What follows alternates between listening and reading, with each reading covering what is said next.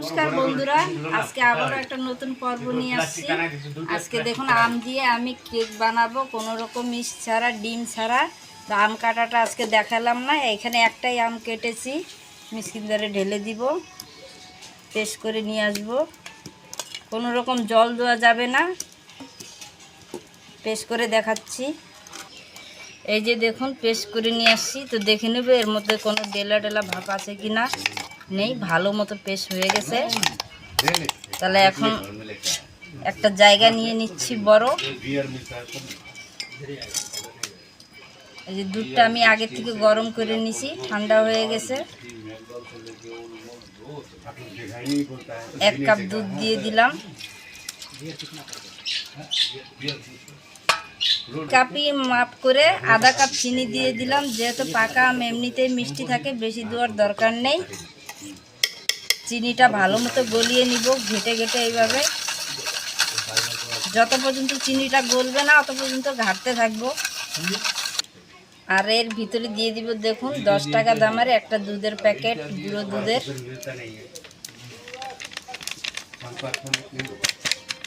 4-5 চামচ হবে নাপতে গেলে,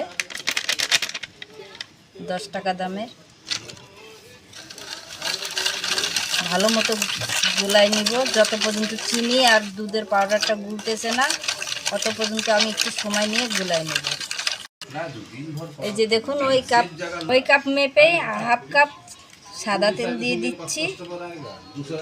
আপনারা যখনই বানাবেন একটা কাপ কিংবা বাটি, ছোট কিংবা বড়, মেপে নেবেন, তাহলে দেখবেন অনেক সুবিধা হবে। এখন ভালো মতো আবারও ফেটাইয়ে নিব। আমি একবারেই দিতে পারতাম, একবারে দিলে ভালো মতো ফেটা হতো না। বারে বারে দিচ্ছি আর ফেটতেছি, এটা ফেটাটা বেশি হচ্ছে। এখন এই যে আমের যে পল্পটা পেস্ট করে রেখেছি সম্পূর্ণটাই ঢেলে দিব। এখানে একটাই আম আছে।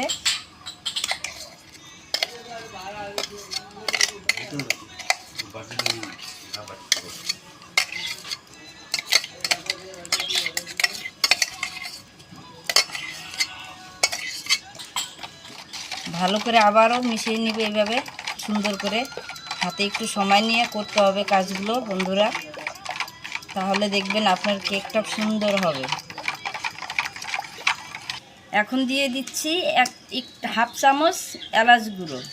যেহেতু আমার কাছে ভ্যানিলা এসেন্স নাই, আপনাদের কাছে যদি ভ্যানিলা এসেন্স থাকে তাহলে দিয়ে দিবেন। আর দিয়ে দিব 1 চিমটে লবণ দিয়ে দিব। বন্ধুরা, মিষ্টি জিনিসে একটু লবণ দিলে তার স্বাদটা ব্যালেন্স হয়। আবারও মিশিয়ে নিচ্ছি। দেখুন সব জিনিস আমি একবারেও দিতে পারতাম, আমি বারে বারে দিচ্ছি। আর এই যে এইভাবে মিলাচ্ছি, তাতে আমার বেটারটা ভালো হচ্ছে, মিলানো বেশি হচ্ছে। এখন দিয়ে দিব ওই একই কাপের মাপে 1 কাপ ময়দা। প্রথমে 1 কাপ দিয়ে দেখছি, পরে যত লাগে নেপে দিব। ভালো করে এর সঙ্গে মিলিয়ে নিব। এখন আরও 1/2 কাপ দিয়ে দিচ্ছি, মোট 1.5 কাপ ময়দা দিলাম। এখন আবারও ভালো করে মিলিয়ে নিব। বন্ধুরা, অনেকক্ষণ থেকে আমি ফেটাচ্ছি, মোটামুটি 4-5 মিনিট থেকেই ফেটাচ্ছি।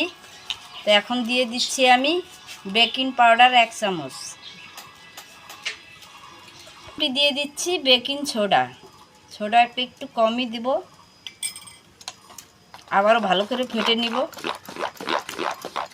যখনই বেকিং সোডা বেকিং পাউডার দিবেন দেখবেন ব্যাটারটা একদম ফুলে হালকা হয়ে যাবে।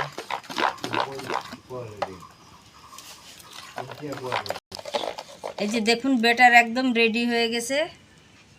এই যে, তো এখন আমি যেই বাটিতে বসাবো এই বাটিতে তেল দিয়ে নিছি। এখন একটু ময়দা দিয়ে কোট করে দিব।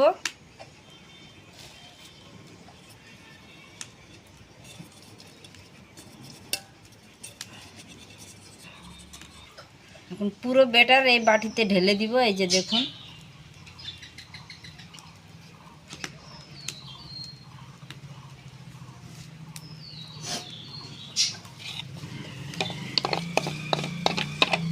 এখন বাটিটা একটু ট্যাপ ট্যাপ করে দিচ্ছি, যাতে কোনো যদি হাওয়া বাতাস ভিতরে থাকে তাহলে বেরিয়ে আসবে।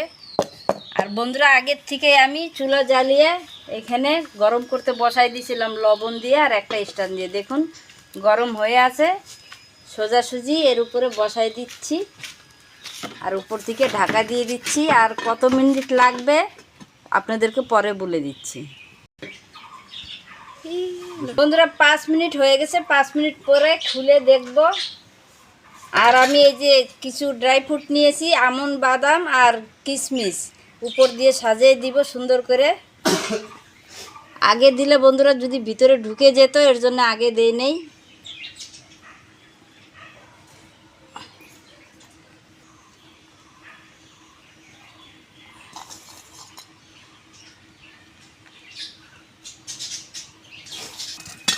আবারও ঢাকা দিয়ে দিচ্ছি, কত মিনিট লাগবে পরে বলে দিচ্ছি আপনাদেরকে। বন্ধুরা এখন ঢাকনা খুলে দেখব, পুরো 25 মিনিট হয়ে গেছে। আর দেখুন আমি এক্সট্রা একটা ঢাকনা দিয়ে রাখছিলাম, ওটা দিয়ে হাওয়া বাড়া যাচ্ছিল, ওই যে দেখুন। তো এখন তুলে নিব। আলুর কাঠি ধুয়ে নিয়েছি, দেখব যদি কাঁচা থাকে তাহলে এটা লেগে থাকবে, তাহলে আরেকটু রান্না করে নিতে হবে।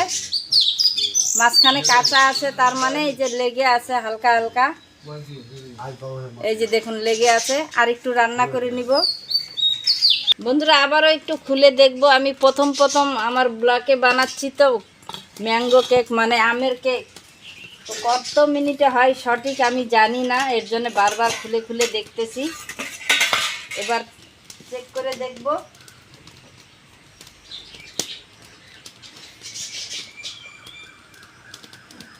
এবার দেখুন লেগে নাই,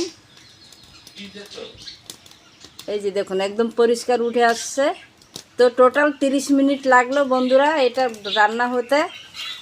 তো এখন বের করে নিব, ঠান্ডা করে নিব, ঠান্ডা করে তবেই খুলবো এটা। দেখুন কতটা ফুলেছে, কতটা সুন্দর রং এসছে। ঠান্ডা করে দেখাচ্ছি। দেখুন বন্ধুরা কতটা ফুলেছে আর রংটা কি সুন্দর এসেছে। তা আমি প্রথমবার এই ম্যাঙ্গো কেক বানালাম, মানে আমের কেক বানালাম। তো একটু ছাড়াই নিচ্ছি, এমনি তো তেল লাগানো আছে, তাও একটু ছাড়াই নিচ্ছি। পুরোপুরি ঠান্ডা হয় নাই, উষ্ণ উষ্ণ গরম আছে। আপনারা যখনই বানাবেন বের করবেন একদম ঠান্ডা করে নেবেন।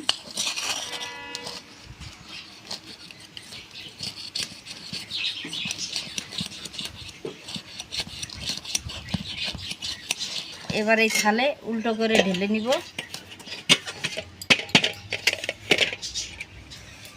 দেখুন তো এই পাশটা কত সুন্দর হয়েছে, কি সুন্দর নরম। আপনাদেরকে কেটেও দেখাই।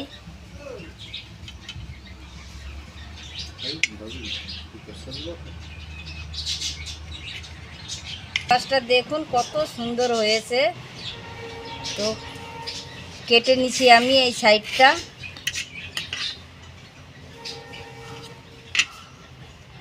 গরম আছে এখনো, দেখেন কত নরম, তুল তুল করছে। আপনারা যদি একবার বাড়িতে বানাই খান এই আমের সিজনে, তাহলে খুব টেস্ট পাবেন, খেতে খুব দুর্দান্ত লাগে। এই যে দেখুন। তাহলে বন্ধুরা আজকে আমার ভিডিওটা কেমন লাগলো কমেন্ট বক্সে অবশ্যই জানাবেন। প্রথম আমার কেকের রেসিপি ম্যাঙ্গো এবং কেক আম কেমন হয়েছে আপনারা অবশ্যই জানাবেন।